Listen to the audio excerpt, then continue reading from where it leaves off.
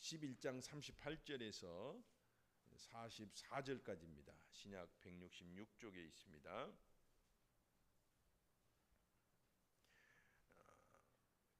다 함께 봉독합니다. 이에 예수께서 다시 속으로 비통히 여기사 무덤에 가시니 무덤이 굴이라 돌로 막았거늘 예수께서 이르시되 돌을 옮겨 놓으라 하시니 그 죽은 자의 누이 마르다가 이르되 주여 죽은 지가 나흘이 되었음에 벌써 냄새가 나나이다. 예수께서 이르시되 내 말이 네가 믿으면 하나님의 영광을 보리라 하지 아니하였느냐 하시니 돌을 옮겨 놓으니 예수께서 눈을 들어 우러러 보시고 이르시되 아버지여 내 말을 들으신 것을 감사하나이다. 항상 내 말을 들으시는 줄을 내가 알았나이다. 그러나 이 말씀하옵는 것은 둘러선 무리들을 위함이니 곧 아버지께서 나를 보내신 것을 그들로 믿게 하려 함이니이다. 이 말씀을 하시고 큰 소리로 나사로야 나오라 부르시니 죽은 자가 수족을 배로 동인 채로 나오는데 그 얼굴은 수건에 쌓였더라. 예수께서 이르시되 풀어놓아 다니게 하라 하시니라. 아멘. 오늘 요한복음 11장 38절에서 44절까지의 말씀을 가지고 풀어놓아라 라는 제목으로 여러분과 함께 은혜를 나누려고 합니다. 제 가족 중에 한 분이 암 투병으로 오랜 동안 이렇게 힘들게 살고 있습니다. 그럼에도 불구하고 믿음을 가지고 잘 이겨낸 것이 정말 기적이에요. 우리 신앙인들도 어려움을 당할 수 있죠. 그런데 우리 신앙인의 장점은 뭡니까? 안 믿는 사람도 어려움을 당하고 우리 믿는 사람도 어려움을 당하는데 우리가 가진 장점은 뭐예요? 우리가 가진 장점의 가장 큰 장점은 천국 소망이 있다는 것이죠. 그 소망이 있기 때문에 이 땅의 삶이 두렵지가 않는 것입니다. 거기에다가 플러스 뭐가 있어요? 우리는 어려움을 당할 때 하나님께서 도와주신다는 믿음이 있습니다. 그래서 죽음에서부터도 죽음의 위기에서부터도 우리는 구원에 받을 수 있고 또 질병에서부터도 우리는 구원에 받을 수 있다라는 믿음이 있는 게 우리의 장점입니다. 그렇지 않습니까? 그랬을 것 모두가 다 동감하실 줄 믿습니다. 그래서 이렇게 어려움을 당한 분들, 정말 생애 정말 절박한 상황에 있는 분들에게는 위로도 필요해요. 하지만 위로 갖고는 솔직히 성이 차지 않습니다. 그분들을 위해서 건강기능식품을 좀 들고 가서 위로해 줄 수 있습니다. 약간의 도움은 될 수 있습니다. 그러나 근본적인 문제는 해결이 안 되는 겁니다. 그래서 여러분 참된 종교는 어떤 역할을 해야 되느냐 그 질문을 우리가 가질 수가 있는 것입니다. 여러분 마음의 평화라든가 우리가 해탈을 한다든가 그런 건 근본 해결이 안 되는 것입니다. 근본 문제는 생사병로 그리고 죽음 이후의 삶조차도 해결을 해줘야 되는 것입니다. 그래서 복음은 바로 이 근본 문제를 해결해 주는 소식입니다. 그래서 우리는 복음이라고 부르는 것입니다. 오늘 본문에 보니까 나사로라고 하는 청년이 죽었어요. 자매 둘하고 이렇게 삼남매가 살고 있는데 서로 부모님도 일찍 돌아가시고 이렇게 살고 있는데 그만 오빠가 죽은 것입니다.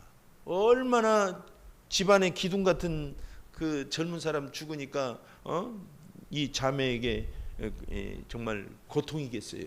절망이겠어요. 근데 예수님께서 나타나셔서 그 죽은 시체를 향해서 그 나흘이나 되어서 냄새가 이미 나기 시작했는데 그 시체를 살려내신 것입니다.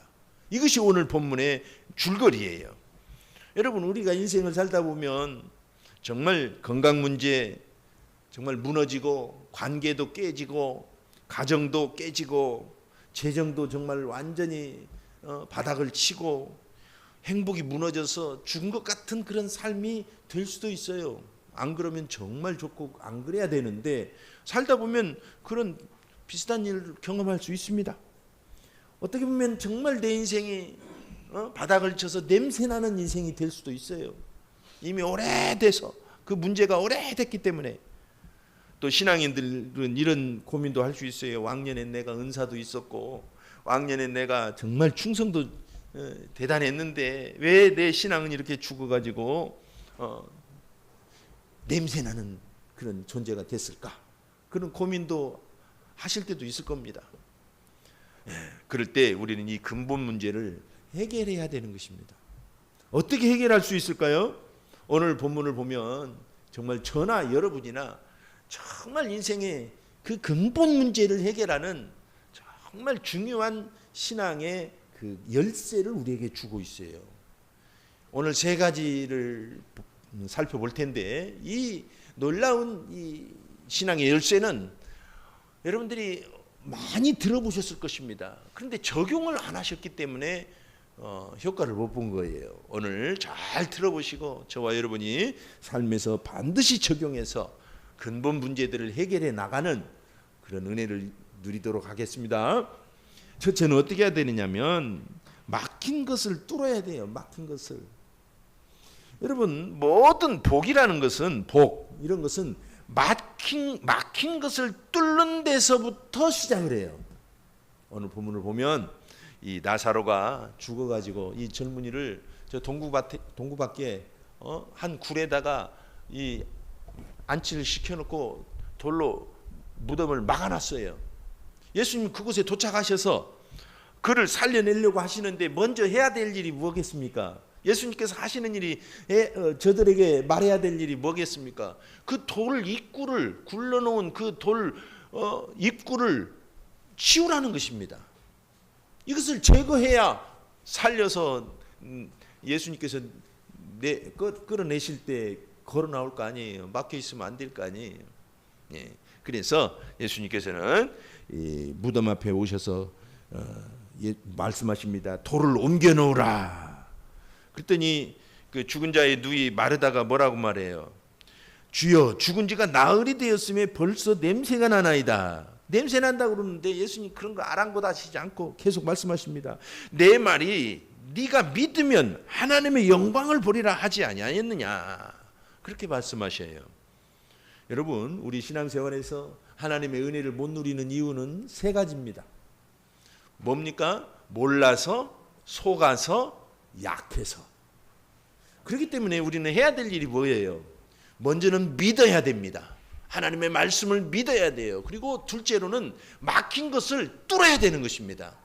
뚫지 않으면 안 돼요. 그리고 세 번째로는 믿음으로 심어야 됩니다. 이것은 순종의 문제죠. 이 세 가지 중에 이제 뚫는 문제를 먼저 해결해야 되는 것입니다. 우리는 믿기 때문에 이제 뚫어야 됩니다. 인간관계도 마찬가지예요. 인간관계도 우리가 행복이라는 건 인간관계 속에서 오거든요.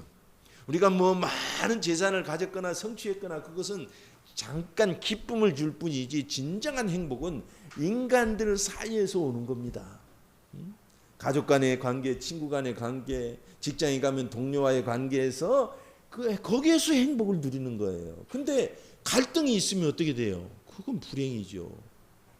내 성격 때문에 또는 저 사람의 성질 때문에 갈등이 있어. 오해 때문에 다양한 이유 때문에 갈등이 있을 수 있습니다. 그러면 정말 죽을 맛이죠. 한 공간에 있는데 그 사람과 갈등하고 있어봐요. 정말 불행입니다.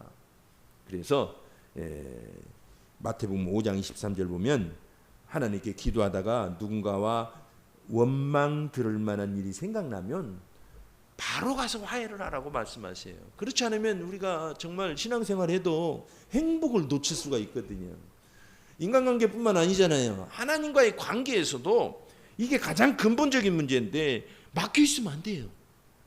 하나님과 우리 사이를 막는 게 뭐라고 그랬습니까? 이사야의 말씀으로는 죄가 하나님과 우리 사이를 막았다고 그랬어요. 하나님께서 귀가 없어서 못 듣는 게 아니다. 눈이 없어서 못 보시는 게 아니다. 손이 짧아서 너를 못 도와주는 게 아니다. 너와 내 사이는 죄가 가로막혀 있기 때문이다. 그렇게 말씀하셔요. 죄는 뭡니까?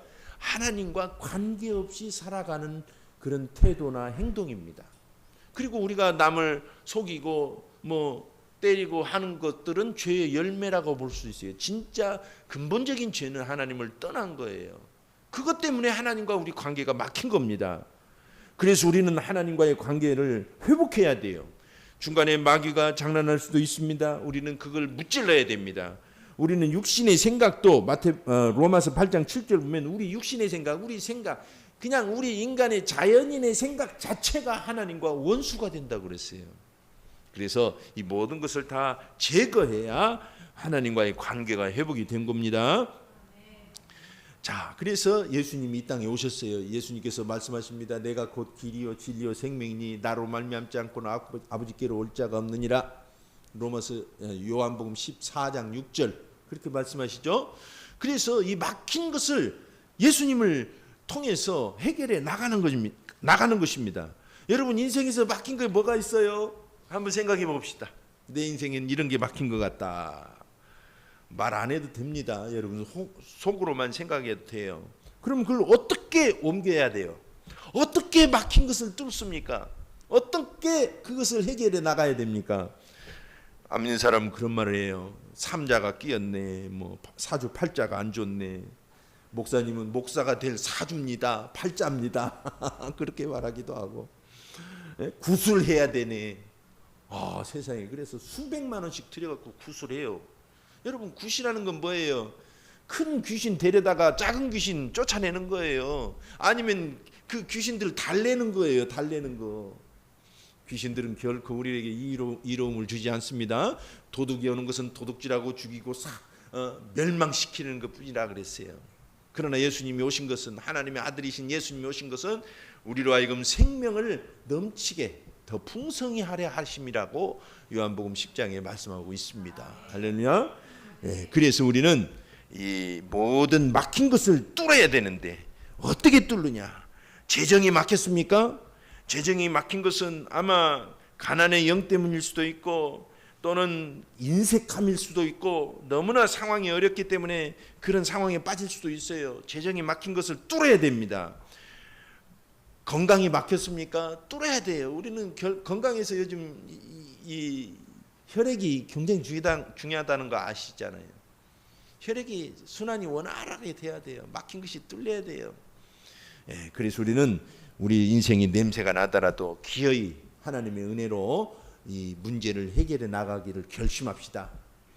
하나님은 좋으신 분이에요. 요한 3서 1장 2절을 보면 사랑하는 자여 내 영혼이 잘됨같이 네가 범사에 잘되고 강건하기를 내가 간구하노라. 할렐루야. 그렇게 말씀하고 계세요. 그래서 여러분 놀랍게도 하나님은 우리를 환영하시고 좋으신 분입니다. 환대하시는 분입니다.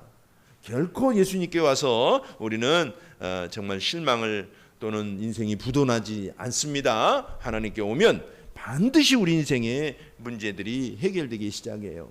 에베소서 2장 14절 보니까 그는 우리의 화평이신지라 둘로 하나를 만드사 원수된 것 곧 중간에 막힌 담을 자기 육체로 허시고 그랬어요.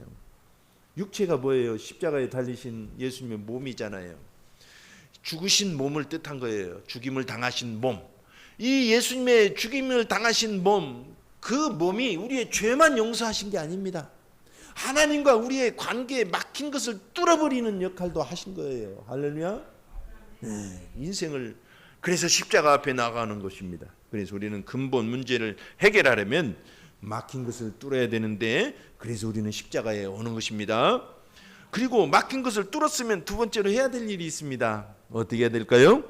믿음의 눈을 떠야 돼요. 무엇을 떠야 된다고요? 믿음의 눈. 우리가 요즘은 이제 음식점 가면 바로 그 카운터 가가지고 주문하지 않고 이제 키오스크로 다 누르죠. 심지어는 이 식탁에도 이만한 메뉴판이 있어서 그걸 눌러서 이제 주문을 합니다. 그러면 그 고속도로 휴게소 같은 데서 키오스크로 이렇게 눌러주면 뭐가 종이가 한 장 딱 나오죠. 결제 딱 끝나면. 그게 뭐예요? 번호표인데 이게 내가 실물과 바꾸는 그 증표가 되는 것입니다. 그러면 그 번호표를 가지고 어떻게 해요? 그 번호가 앞에 쓰여지기를 눈 빠지도록 보죠. 그 종이는 먹을 수가 없어요. 먹는 게 아니에요. 다만 증표입니다. 그리고 잠시 기다리면 저기서 띵동하고 번호가 풀리고 내가 주문했던 바로 그 실물이 나오는 것입니다. 여러분, 믿음은 뭐냐 했을 때 이것을 생각하면 이해가 좀 되는 것입니다.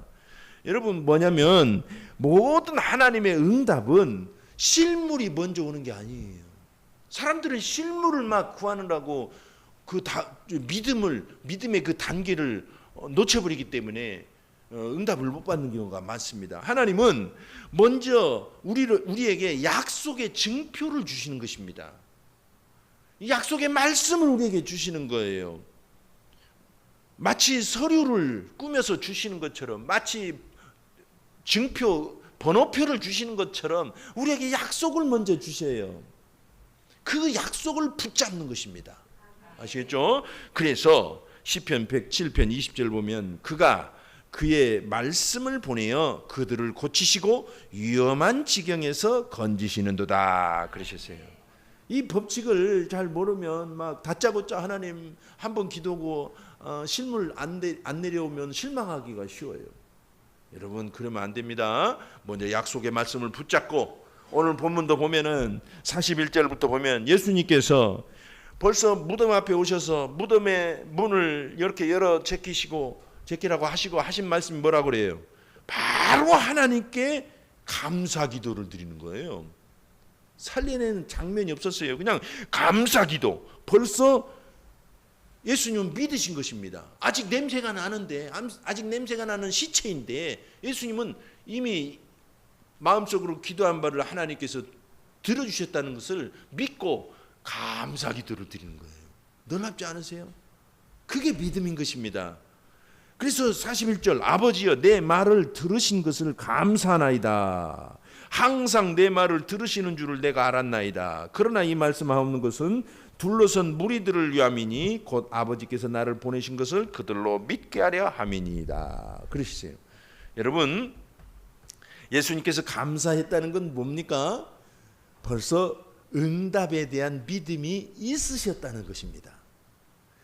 예수님, 하나님 아버지께서 살리신다는 그 믿음이 없었다면 감사가 나올 수가 없죠. 믿었기 때문에 감사하고 하나님께 기도 드렸던 것입니다. 여러분, 이것이 창조의 믿음임을 기억해야 됩니다. 창조의 믿음은 뭐냐? 실물이 나타나도록 실감나게 약속을 바라보는 거예요. 어떻게 바라본다? 실감나게 바라보는 거예요. 할렐루야. 이 키오스크 증표를 갖고 있으면, 번호표를 갖고 있으면 내 거 분명히 나오잖아요. 안 나오면 가서 돈을 물릴 수도 있고 왜 안 나오냐고 따질 수도 있잖아요. 그리고 결국 기다리면 실물이 나와요. 이게 믿음인 것입니다. 우리는 하나님의 약속을 붙잡고 배식구에 뚫어져라 쳐다보는 거예요. 그곳에 내가 주문한 육개장이 나오고 내가 주문한 라면이 나올 수가 있는 것입니다. 마찬가지입니다. 우리는 하나님께 구했으면 믿음의 눈으로 하나님을 바라보면서 그 응답을 계속해서 믿음으로 바라보는 것입니다. 믿음의 눈으로 바라보는 거예요. 우리는 눈이 꼭 이 육신의 눈만 있는 게 아닙니다. 송가체라고 하는 이 뇌 속에 어떤 뇌학자들은 그것도 일종의 주변을 감지하는 어떤 역할을 한대잖아요. 빛을 감지하고. 다른 동물들도 있습니다. 적외선을 감지하는 눈도 가진 동물들도 있고 별의별 동물이 다 있잖아요. 그런 것처럼 우리는 이 육신의 눈만 있는 게 아닙니다. 영의 눈이 있어요. 영의 눈은 믿음으로 보는 것입니다. 약간의 상상이 필요해요. 긍정의 상상이 필요해요. 그건 허상이 아닙니다. 네, 믿음으로 바라보는 거예요. 할렐루야. 네, 그래서 우리는 계속해서 믿음으로 보는 겁니다. 요한복음 4장 35절 보니까 너희는 넉 달이 지나야 추수할 때가 이르겠다 하지 아니하느냐. 그러나 나는 너희에게 이르노니 너희 눈을 들어 밭을 보라 휘어져 추수하게 되었도다. 이 말씀은 꼭 외워야 될 말씀일 것 같아요. 요한복음 4장 35절. 우리 사람들은 넉 달이 지나야 추수할 때가 되니까 아직 기다리자. 아직 때가 안 됐어. 이제 아직 응답이 없어. 근데 예수님 뭐라고 말씀하세요? 너의 눈을 들어 밭을 보라 휘어져 추수하게 되었도다 그러셨어요. 믿음의 눈을 들으라는 것입니다. 아멘. 믿음의 눈을 들어서 여러분의 건강을 바라보시길 바랍니다. 믿음의 눈을 들어서 가정의 행복을 바라보시길 바랍니다. 믿음의 눈을 들어서 여러분이 성장하는 모습을 바라보시길 바랍니다. 다른 사람을 위해서 축복하거나 기도하거나 권면할 때도 이 믿음의 눈이 중요한 거예요. 교육이라는 건 뭡니까? 주입하는 게 아니라 그 안에 있는 잠재력을 끌어낸다는 뜻이잖아요. 교육이라는 영어로 education. 그런 것처럼 여러분 하나님께서 그에게 주신 것을 바라보는 것입니다. 우리는 없는 것 하나님께 울고불고 조르는 종교가 아닙니다. 우리는 이미 약속하신 것을 믿음으로 감사함으로 아뢰는 것이 우리 기독교입니다. 네. 얼마나 좋은 하나님이십니까? 이것이 믿음의 진리인 것입니다. 그래서 우리에게 믿음의 본을 보이시고 믿음을 주시려고 오늘 믿게 하려 함이라라고 말씀하시는 것입니다. 믿음과 연관시키시려고. 그래서 마가복음 11장 24절에도 그러므로 내가 너희에게 말하노니 무엇이든지 기도하고 구하는 것은 받은 줄로 믿으라. 그리하면 너희에게 그대로 되리라. 여러분 엘리야를 보세요. 이스라엘이 3년이 넘게 비가 안 와가지고 완전히 정말 물 한 방울 없어서 굶어 죽고 있었습니다. 그때 물론 이스라엘이 범죄했기 때문에 하나님께서 그 비를 안 내리신 거예요. 다시 왕이 와가지고 막 비 좀 내리게 해달라고 사정하니까 엘리야가 기도를 하는데 몇 번 기도했어요? 7번까지 기도했어요. 그래도 꿈쩍 안 하는 거예요. 근데 7번째 기도하고 나니까 사환을 시켜서 바닷 가서 갈멜산이 바닷가에 있거든요. 지중해 옆에 있습니다. 그래서 보라고 하니까 저 멀리서 구름 한쪽이 보이는데 손바닥만한 게 보인 거예요. 아 선생님 손바닥만한 구름 봤습니다. 그때 엘리야가 뭐라고 말합니까? 빨리 왕에게 말해서 큰 비가 오니까 빨리 계곡을 내려가라고 그래라. 엘리야는 손바닥만한 구름 한쪽을 보고 홍수 소리를 들은 것입니다. 할렐루야. 홍수를 본 거예요. 우리가 그런 믿음이 필요합니다. 하나님께서 주신 약속은 구름 손바닥만한 구름 한쪽이에요. 우리는 그것을 보고 홍수를 볼 줄 알아야 되는 것입니다. 그게 믿음이에요. 그러기 위해서 어떻게 하는 것입니까? 기도하는 것입니다. 엘리야처럼 기도해야 그 손바닥만한 구름이 홍수로 보이는 것입니다.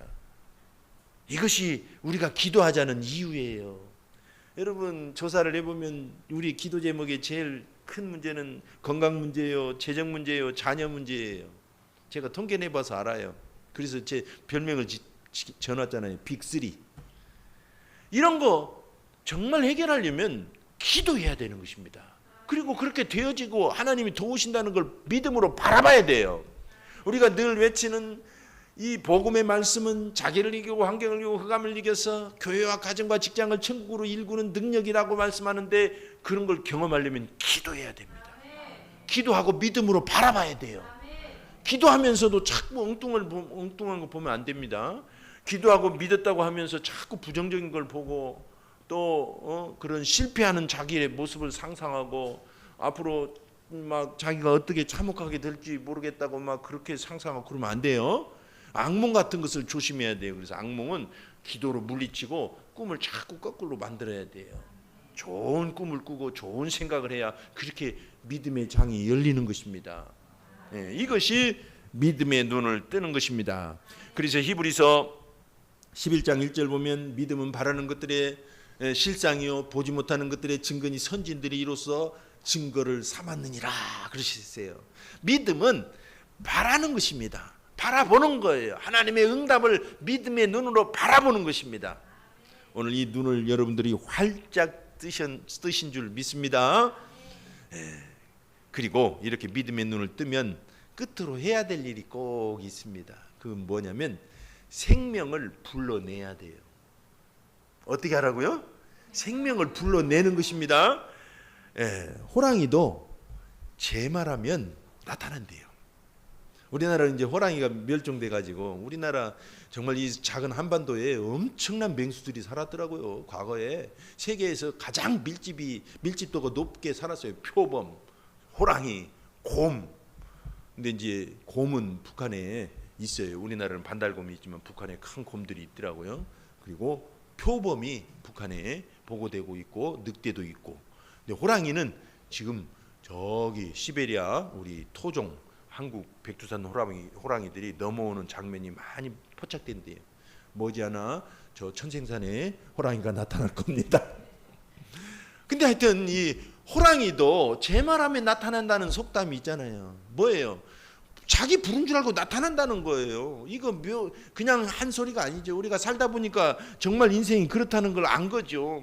뭔가 말하면 말한 대로 되는 거예요. 자꾸. 예수님께서 오늘 말씀하십니다. 나사로를 뭐라고 하셔요?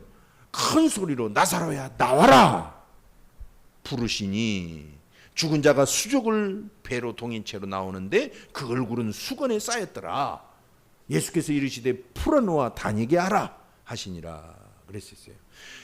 예수님께서는 아버지께서 이미 살리신 것을 믿음으로 보셨습니다. 그리고 감사 기도를 하셨습니다. 그리고 곧바로 하신 게 뭐예요? 불러내신 거예요. 이게 대단히 중요해요. 여러분 믿음으로 기도해서 봤으면 불러내시길 바랍니다. 입으로 자꾸 말해야 돼요. 그래서 로마서 4장 17절 보니까 기록된 바 내가 너를 많은 민족의 조상으로 세웠다 하심과 같으니 그가 믿은 바 하나님은 죽은 자를 살리시며 없는 것을 있는 것으로 부르시는 이시니라 그랬어요. 여러분 우리는 하나님이 응답을 그냥 주는 게 아니에요. 그냥 주는 건 그 미신이에요. 그 미신. 하나님은 그냥 막 하늘에서 떨어뜨린다고 생각하면 응답을 떨어뜨린다고 하면 그건 행운이지. 그리고 미신이지. 우리는 그런 거 안 믿어요. 우리는 믿음을 통해서 하나님이 정말 주신다는 걸 믿는 것입니다. 그렇기 때문에 우리는 그것을 불러내는 거예요. 자꾸 입으로 말하는 거예요. 말이 씨가 된다는 말이 있잖아요. 우리는 자꾸 부정적인 말을 하면서 좋은 일이 생기기를 바라면 될까요? 안 될까요? 세상에서도 안 된다는데 믿음은 하나님의 법칙이거든요. 그게. 그래서 세상 사람들 하나님을 몰라도 그 법칙대로 사는 거예요. 더군다나 믿음의 사람들은 믿음의 말을 해야 되고 하나님이 주실 응답을 말하고 복을 말하시길 바랍니다. 여러분의 상황을 지금 자꾸 말하는 건 좋지 못해요. 그것은 10명의 정탐꾼처럼 사실일 수는 있지만 그건 믿음의 말은 아니에요. 머리가 똑똑하니까 다 보고 와서 있는 그대로 말한 거예요. 여러분 있는 그대로 상황을 그대로 말하는 건 이건 뉴스입니다. 그건 믿음이 아니에요. 믿음은 하나님이 하실 일을 보는 것입니다. 아시겠죠? 그러니까 말도 막 함부로 하면 안 돼요. 말대로 되는 거예요. 예, 그러니까 항상 입에 사람들 우리 그런 말 하잖아요. 입에 달고 살더니 그 말대로 됐다고. 노래 부르더니 노래를 부르고 다니더니 노래대로 됐다고. 그런 말 하잖아요. 어떤 사람은 제가 아는 어떤 목사님은 정말 일본 선교도 할 것이고 내가 부르는 데에도 어디든지 가서 찬양하고 그러라고 그러더니 지난주에 일본 갔다 오셨더라고. 그리고 막 늘 저를 만나면 그 말 하는 거예요.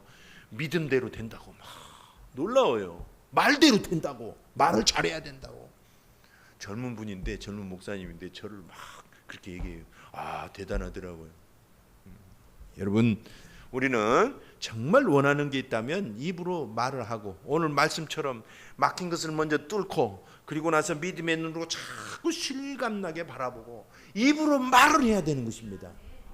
우리의 소원은 to be, have, go. 이 to be, have, go에 다 들어있어요. 뭔가 하고 싶다, 뭔가 되고 싶다, 뭔가 갖고 싶다, 어디든 가고 싶다, 해외여행도 한번 가보고 싶다. 뭐 이런 것들이 우리의 소원일 수 있어요. to be, have, go. to be, have, go. 쌈치기. 여러분 이것을 믿음으로 적용하시길 바랍니다. 하나님은 우리가 천국을 소망하고 이 땅에 천국을 일구는 것을 원하시는데 우리가 잘 사는 거, 그래서 하나님께 영광을 돌린 것 자체가 천국을 일구는 것이라고 말씀하시는 거예요. 그러니까 우리의 소원도 예수님 안에서 이루어지는 것이 하나님의 뜻입니다. 꼭 그게 세상적인 얘기니까 뭐 복만 바라고 그러고 믿지 말라고 그런 사람 있잖아요. 그런 건 당신은 그렇게 믿으세요. 나는 이 세상에 복도 누리고 천국도 일구고 행복하게 살겠습니다. 이게 하나님께 영광 돌리는 것입니다. 그렇게 신앙 고백하면 됩니다. 네, 우리는 그렇게 사는 거예요. 할렐루야. 에스겔 골짜기라는 얘기 아시죠? 에스겔서 37장 보면 이스라엘의 영적 상태를 그렇게 환상으로 보여주셨는데 어느 날 에스겔이 하나님의 인도로 그 골짜기를 갔습니다. 그랬더니 그 골짜기에 뭐가 잔뜩 있어요. 해골바가지들이 그냥 가득 있는 거예요. 옛날에 6.25가 끝나고 저 지리산 피아골이라든가 그런 골짜기에 그 학살 그 해골들이 많았죠. 제가 대전에 있을 때는 그 저기 가까운 인근 어디에 막 민간인들 학살 많았어요. 그 해골들이 많이 발견되거든요. 근데 막 거기에 산더미처럼 메시골이 보니까 해골들이 있는 거예요. 그게 이스라엘의 영적 상태라는 것입니다. 하나님이 저들이 살겠느냐? 물으시죠. 에스겔이 주께서 하신다고. 그러니까 네가 내 말을 대언해라. 그러면 살아날 것이다 하시고 9절에 37장 9절 에스겔에서 보니까 또 내게 이르시되 인자야 너는 생기를 향하여 대언하라. 대신 말하라는 뜻입니다. 생기에게 대언하여 이르기를 주 여호와께서 이같이 말씀하시기를 생기야 사방에서부터 와서 이 죽음을 당한 자에게 불어서 살아나게 하라 하셨다 하라 그렇게 말씀을 하십니다. 생기야 부르는 거예요. 사방에서 불러와라. 할렐루야. 여러분 하나님의 은혜는 이 세상에다가 믿는 자에게 주시려고 꽉 채워 놓으셨어요. 공기 중에도 꽉 채워 놓으셨어요. 여러분 우리 하나님 복이라는 건 뭐냐면 하나님께서 우리를 위해서 여기저기 감춰 두신 것입니다. 그것을 믿음으로 일궈내서 내 것이 되게 해야 되는 것입니다. 그 과정이 믿음이 필요하고 순종이 필요하고 인내가 필요하고 그런 것이 있기 때문에 우리가 힘들어서 포기하기도 하는데 그러면 안 되죠. 우리는 포기하지 않고 믿음을 향해서 나아가는 것입니다. 주님의 생기를 불러내세요. 믿음으로 주님의 복을 불러내시고 기쁨을 불러내시고 치유를 불러내시기를 바랍니다. 이렇게 믿음의 눈을 떴으면 우리는 생명을 불러내는 것입니다. 예수님은 생사병로, 생로병사와 사후 문제까지도 다 책임지시는 분입니다. 우리가 인생을 살다 보니까 정말 수많은 문제들이 우리 앞에 산적해 있잖아요. 우리가 뭐 거뜬히 밟고 지나가는 것도 있지만 정말 힘겨워서 정말 그 앞에서 당황하는 그런 삶도 있었고, 그런데 우리는 이 문제를 해결하고 하나님께 영광을 돌리기 위해서 우리는 먼저 막힌 것을 뚫읍시다. 그리고 믿음의 눈을 뜬 다음에 생명을 불러내는 거예요. 우리의 입에 달린 그대로 우리가 늘 노래하는 그것이 드디어 실물이 되어서 손에 잡힐 것입니다. 분명 사망의 냄새는 사라지고 향기로운 생명의 냄새가 풍겨날 것입니다. 이 시간 합심해서 한번 기도하겠습니다. 기도할 때 하나님 참으로 죽은 자도 살리신 하나님이심을 믿습니다. 오늘날도 그런 사건들은 일어나고 있고 내 삶에서도 마치 죽은 것처럼 냄새나는 인생이라면 이젠 이것을 믿음으로 살려내겠습니다. 회복하겠습니다. 그렇게 한번 기도하겠습니다.